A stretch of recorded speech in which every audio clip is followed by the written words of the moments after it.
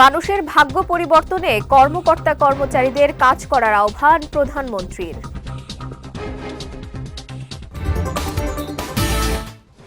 আইনসঙ্গতভাবে ফ্যাসিস্টদের বিচার করতে বদ্ধপরিকর সরকার, জানালেন আইনমন্ত্রী। এবং বিচার বিভাগ ও গণমাধ্যমের পূর্ণাঙ্গ স্বাধীনতা নিশ্চিত করবে সরকার, বললেন স্বরাষ্ট্রমন্ত্রী।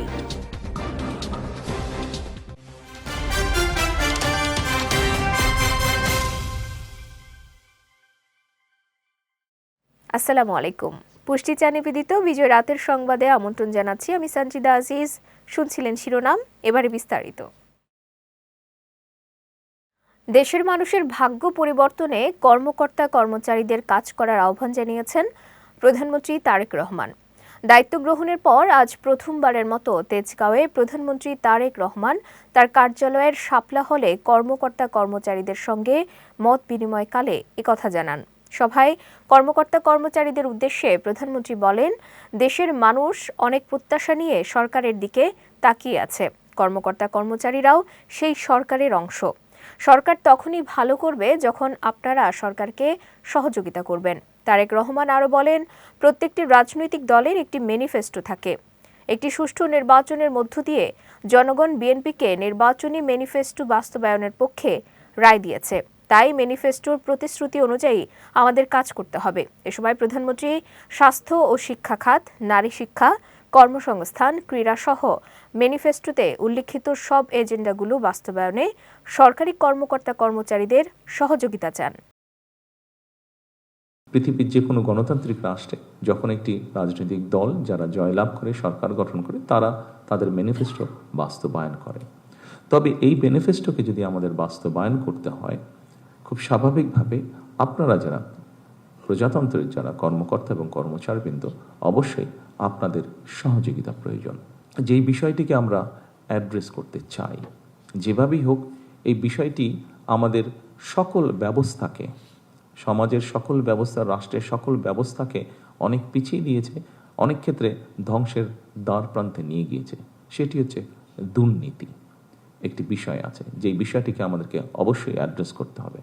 কিন্তু এই বিষয়টিকে একটি রাজনৈতিক দল হিসেবে, সরকার হিসেবে যদি আমরা অ্যাড্রেস করতে চাই, অবশ্যই আপনাদের মতন মানুষ যারা আছেন তাদের সহযোগিতা, তাদের 100% সহযোগিতা ছাড়া আমাদের পক্ষে সেটি সম্ভব হবে না। সরকার আইনসঙ্গতভাবে ফ্যাসিস্টদের বিচার করতে বদ্ধপরিকর বলে জানিয়েছেন আইনমন্ত্রী অ্যাডভোকেট মোহাম্মদ আসাদুজ্জামান। আজ ঝিনাইদহে জেলা প্রশাসকের সম্মেলন কক্ষে সরকারি দপ্তরের প্রধানদের সঙ্গে মত বিনিময় শেষে তিনি এই কথা জানান। সরকারি কোনো দপ্তরের কর্মকর্তা দুর্নীতি করলে তার বিরুদ্ধে কঠোর ব্যবস্থা নেয়ার হুঁশিয়ারি দিয়ে আইনমন্ত্রী বলেন, দুর্নীতিবাজ কর্মকর্তাদের শুধু চাকরি যাবে না, তাদের বিরুদ্ধে মামলাও হবে। আইনি শাসন, ন্যায় বিচার ও মানবাধিকার প্রতিষ্ঠায় সরকার বদ্ধপরিকর উল্লেখ করে আসাদুজ্জামান বলেন, নারায়ণগঞ্জ সহ দেশের বিভিন্ন স্থানে নারী ও শিশু ধর্ষণকারীদের বিরুদ্ধে কঠোর ব্যবস্থা নেওয়া হবে। দুর্নীতির আশ্রয় কেউ নেয়, শুধু তার চাকরি যাবে, ডিপার্টমেন্টাল প্রসিডিং হবে, সেটা হবে না, সাথে তার বিরুদ্ধে একটা দুর্নীতির মামলাও হবে। মাদকের ব্যাপারে জিরো টলারেন্স, সন্ত্রাস, রাজনৈতিক দুর্বৃত্তায়ন, সামাজিক হানাহানি, মারামারি, সমস্ত কিছু নিরপেক্ষভাবে ব্যবস্থা নেওয়ার জন্য প্রশাসনকে আমরা নির্দেশ দিয়েছি। সরকার জনমতগুলোকে দেখছেন এবং সরকার আইনসঙ্গতভাবে ফ্যাসিস্টদের বিচার করতে বদ্ধপরিকর। সরকার বিচার বিভাগ ও গণমাধ্যমের পূর্ণাঙ্গ স্বাধীনতা নিশ্চিত করবে বলে জানিয়েছেন স্বরাষ্ট্রমন্ত্রী সালাউদ্দিন আহমদ। বিকেলে প্রথম আলো অফিস পরিদর্শন শেষে তিনি একথা জানান। এ সময় প্রথম আলোর উপর হামলার ঘটনায় আমরা সারা বিশ্বে লজ্জিত হয়েছি এবং সবার কাছে ভুল বার্তা গেছে যে বাংলাদেশের সংবাদ মাধ্যমে যখন খুশি আক্রমণ করা যায়, উল্লেখ করে এই ঘটনার দৃষ্টান্তমূলক বিচারের মধ্য দিয়ে বিশ্বকে পাল্টা বার্তা দেয়া হবে বলে মন্তব্য করেন স্বরাষ্ট্রমন্ত্রী। আমাদের নির্বাচনী ইশতেহারে আমরা আমাদের যে ইশতেহার সেখানে বলেছি আমরা স্বাধীন গণমাধ্যম চাই এবং গণমাধ্যমের পূর্ণাঙ্গ স্বাধীনতা আমরা প্রতিষ্ঠা করব। বিচার বিভাগের পূর্ণাঙ্গ স্বাধীনতা আমরা বিশ্বাসী এবং প্রতিষ্ঠা করব। সেই লক্ষ্যে আমাদের ইশতেহারে কিছু বিষয় আমরা উল্লেখ করেছি, সেটা যেন আমরা বাস্তবায়ন করতে পারি। সবার সহযোগিতা দরকার এবং আমাদের এই ইশতেহারে আমরা ম্যান্ডেট পেয়েছি জনগণের বাংলাদেশে এখন সর্বোচ্চ ম্যান্ডেট আমরা পেয়েছি 49.সামথিং। এই ম্যান্ডেট আর কোনো ইশতেহার বাংলাদেশের ইতিহাসে পায়নি। সুতরাং আমরা আশা করব আমাদের ইশতেহার যেন আমরা বাস্তবায়ন করতে পারি। তার মধ্যে অন্যতম হচ্ছে গণমাধ্যমের পূর্ণাঙ্গ স্বাধীনতা নিশ্চয়তা এবং নিশ্চিত করা। দল মনোনয়ন দিলেই সিটি কর্পোরেশনের নির্বাচন করার আশাবাদ ব্যক্ত করেছেন মুক্তিযুদ্ধ বিষয়ক প্রতিমন্ত্রী ইশরাক হোসেন। দুপুরে ঢাকা দক্ষিণ সিটির প্রশাসক আব্দুস সালামের সঙ্গে সৌজন্য সাক্ষাৎ শেষে তিনি এই কথা বলেন দলের মহাসচিব মির্জা ফখরুল বলেছেন, স্থানীয় সরকার নিয়ে সংসদে সিদ্ধান্ত হবে। সবশেষে দলীয় মনোনয়ন কে পাবে এটা দল নির্ধারণ করবে। এখানে অনেক প্রক্রিয়া বাকি রয়েছে বলেও জানান তিনি। এদিকে জাতীয় নির্বাচনে একটি প্রতিদ্বন্দ্বী রাজনৈতিক দল অস্বাভাবিক ভোট পেয়েছে মন্তব্য করে ওই আসনের ভোটার তালিকা যাচাই বাছাইয়ের জন্য পাঠানো হবে বলে জানান তিনি। এ সময় ঢাকা শহরের সমস্যাগুলো নিয়ে ঢাকা দক্ষিণ সিটি কর্পোরেশনের প্রশাসকের সঙ্গে ফলপ্রসূ আলোচনা হয়েছে বলে জানিয়েছেন মুক্তিযুদ্ধ বিষয়ক প্রতিমন্ত্রী ইশরাক হোসেন। যদি দল আমাকে মনোনয়ন দেয় এবং যদি দল মনে করে যে আমি নির্বাচন করব এবং অন্য কেউ করবেন না, তাহলে পরেই আমি নির্বাচনে অংশগ্রহণ করতে পারি। কারণ আমি বাংলাদেশ জাতীয়তাবাদী দলের হয়ে সংসদ সদস্য নির্বাচন করে পার্লামেন্টে যাচ্ছি এবং আমার সৌভাগ্য যে আমি জনাব তারেক রহমানের, দেশনায়ক জনাব তারেক রহমানের ফার্স্ট ক্যাবিনেটে আমি স্থানও পেয়েছি। আর দ্বিতীয় যে বিষয়টি উত্থাপন করা হলো যে আসলে প্রত্যেক সংসদ সদস্য যারা আছেন বা যারা মন্ত্রীরা আছেন তারা তো সংসদ সদস্য হয়ে দেন একটা মিনিস্ট্রির দায়িত্ব ওনারা পালন করেন। তো সেই ক্ষেত্রে আমি মনে করি না যে এখনই কোনো ইলেকশনের তোড়জোড় শুরু হয়ে যাচ্ছে বা কোনো নির্বাচনী ক্যাম্পেইন। এটা পরবর্তীতে যেটা আমাদের মহাসচিব বলেছেন, স্থানীয় সরকার মন্ত্রী, যে পার্লামেন্টে ডিসাইড হবে এবং সবশেষে দলীয় মনোনয়ন কে পাবে এটা দল নির্ধারণ করবে। গভর্নর নিয়োগে সরকারের সিদ্ধান্ত দুর্বল ও অস্বচ্ছ বলে অভিযোগ করেছে centre for policy dialogue CPD. সংস্থাটির গবেষণা পরিচালক খন্দকার গোলাম মোয়াজ্জেম জানান, দুর্নীতি ব্যবসার সবচেয়ে বড় সমস্যা। বিএনপির নির্বাচনী ইশতেহার অনুযায়ী দুর্নীতি কমাতে ন্যায়পাল নিশ্চিত করতে হবে। শনিবার রাজধানীতে নতুন সরকারে অর্থনীতি ও সামাজিক খাতের নীতি ও প্রশাসনিক সিদ্ধান্ত বিষয়ক মিডিয়া ব্রিফ করে সিপিডি। এ সময় জাতীয় সংসদে সরকারের জবাবদিহিতা নিশ্চিত করার পরামর্শ দেয় সিপিডি। এছাড়া অন্তর্বর্তী সরকার আমেরিকার সঙ্গে চরম বৈষম্যমূলক চুক্তি করেছে উল্লেখ করে তা বাতিলের দাবি জানায় সংস্থাটি। এবার পুষ্টি চিনিগুড়া চাল নিবেদিত জেলা সংবাদ।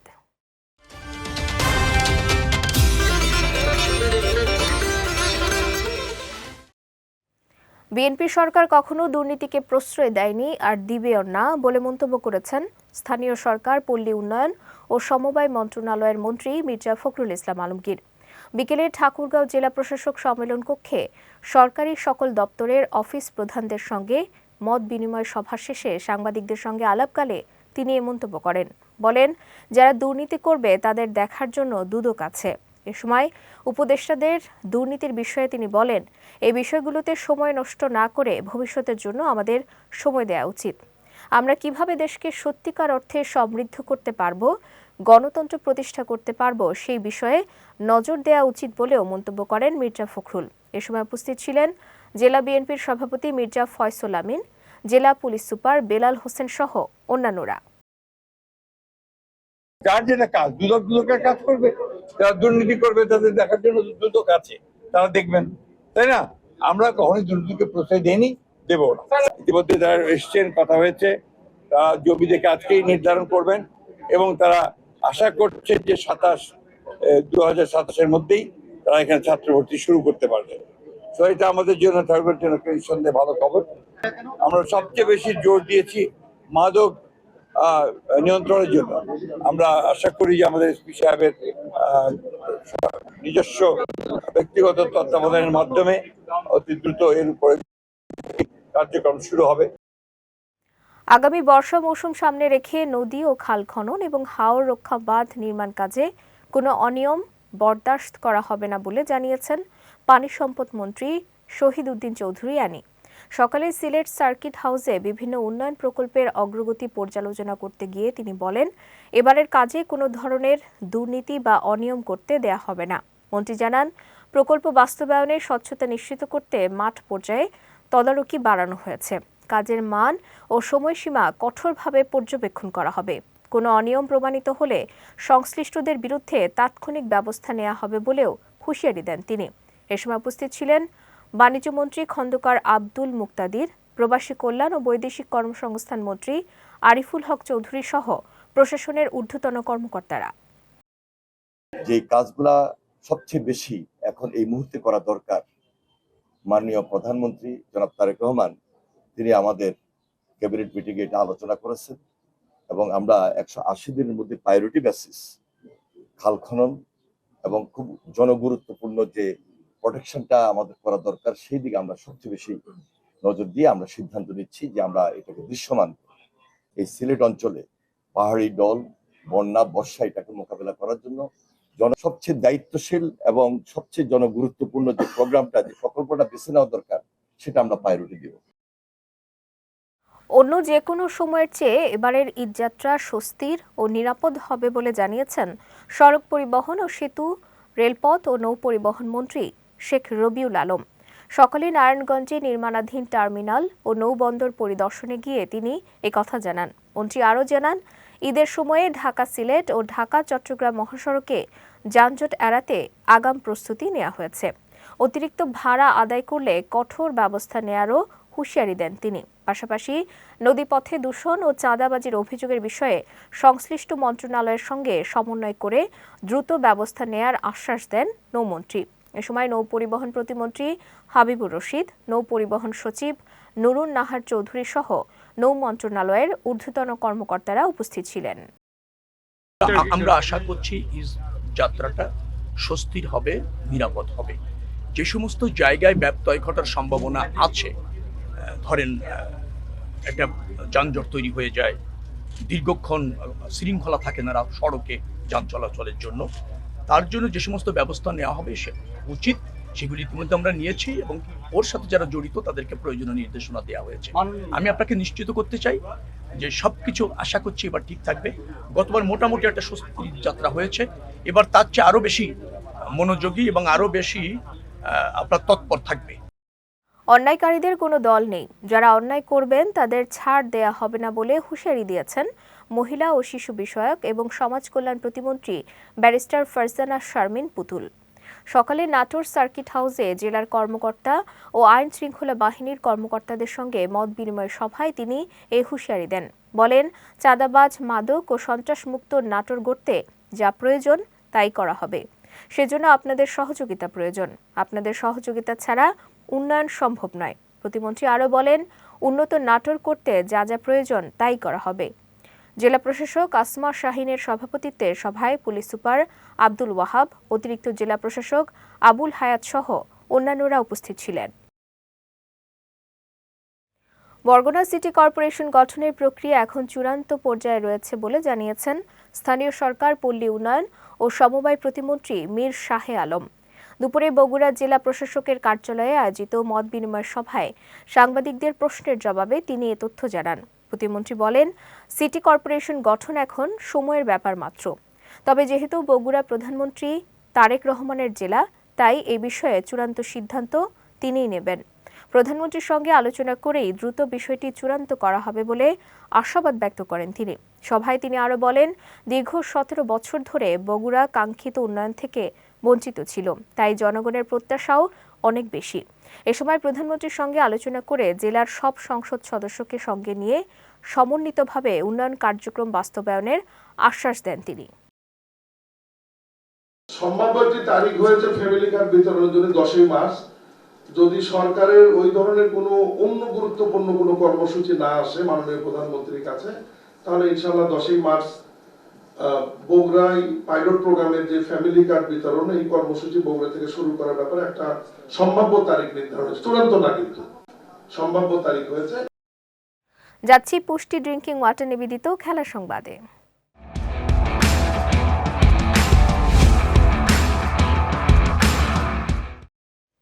অস্ট্রেলিয়ার কিংবদন্তি অলরাউন্ডার শেন ওয়াটসনের 14 বছরের পুরনো রেকর্ডে নাম লিখিয়েছেন ইংল্যান্ডের তারকা অলরাউন্ডার উইল জ্যাক্স। চলমান টি-20 বিশ্বকাপে এক আসরে 4 বার প্লেয়ার অব দ্য ম্যাচ জিতে ইতিহাসের দ্বিতীয় ক্রিকেটার হিসেবে জায়গা করে নিয়েছেন তিনি। এর আগে নেপাল, ইতালি ও শ্রীলঙ্কার বিপক্ষেও ম্যাচ সেরা হয়েছিলেন জ্যাক্স। ফলে এক আসরে 4 বার এই পুরস্কার জয়ের কীর্তি গড়লেন তিনি। 2012 টি-20 বিশ্বকাপে আয়ারল্যান্ড, ওয়েস্ট ইন্ডিজ, ভারত ও দক্ষিণ আফ্রিকার বিপক্ষে ম্যাচ সেরার পুরস্কার জিতে এই রেকর্ড গড়েছিলেন ওয়াটসন। এদিকে চলতি আসরে জ্যাক্সের পারফরম্যান্স নজরকাড়া। 7 ইনিংসে করেছেন 191 রান, রয়েছে একটি অর্ধশতক, পাশাপাশি বল হাতেও নিয়েছেন 7 উইকেট। কোচ রুবেন অ্যামোরিমকে বরখাস্ত করায় প্রায় 16 মিলিয়ন পাউন্ড লোকসান হয়েছে ম্যানচেস্টার ইউনাইটেডের। বিষয়টি নিশ্চিত করে ক্লাব কর্তৃপক্ষ জানায় 2027 সালের জুন পর্যন্ত অ্যামোরিমের সঙ্গে চুক্তির মেয়াদ ছিল ম্যান ইউর। এর আগে 2024 সালের নভেম্বরে স্পোর্টিং লিসবন ছেড়ে ইউনাইটেডের দায়িত্ব নিয়েছিলেন অ্যামোরিম। ফলে ম্যাচ শেষ হওয়ার আগে তাকে বরখাস্ত করার মাশুল হিসেবে ইউনাইটেডকে গুনতে হয়েছে 15.9 মিলিয়ন পাউন্ড। এর সঙ্গে স্পোর্টিং লিসবন থেকে কোচকে আনতে তাদের আরও 6.3 মিলিয়ন পাউন্ড খরচ হয়। সব মিলিয়ে 21 মিলিয়ন পাউন্ড বা 608 কোটি 82 লাখ টাকা গচ্ছা গেছে ইংলিশ এই ক্লাবটির। এদিকে পর্তুগিজ কোচ অ্যামোরিমের 14 মাসের মেয়াদে 63 ম্যাচ খেলেছে ম্যানচেস্টার ইউনাইটেড, যেখানে 24 জয়ের বিপরীতে রেড ডেভিলদের হার 21টিতে। পুষ্টিচা নিবেদিত বিজয় রাতের সংবাদ শেষ করার আগে শিরোনামগুলো দেখে নিচ্ছি আরও একবার।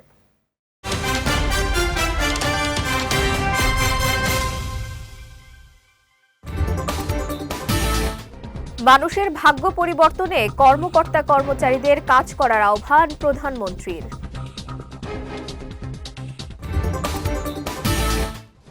আইনসঙ্গতভাবে ফ্যাসিস্টদের বিচার করতে বদ্ধপরিকর সরকার, জানালেন আইনমন্ত্রী। এবং বিচার বিভাগ ও গণমাধ্যমের পূর্ণাঙ্গ স্বাধীনতা নিশ্চিত করবে সরকার, বললেন স্বরাষ্ট্রমন্ত্রী।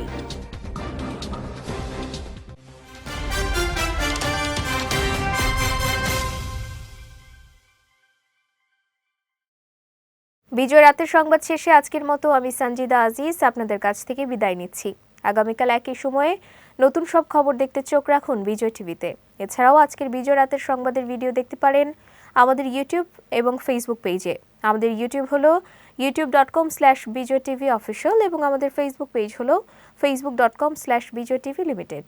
এতক্ষণ সঙ্গে থাকার জন্য ধন্যবাদ সবাইকে।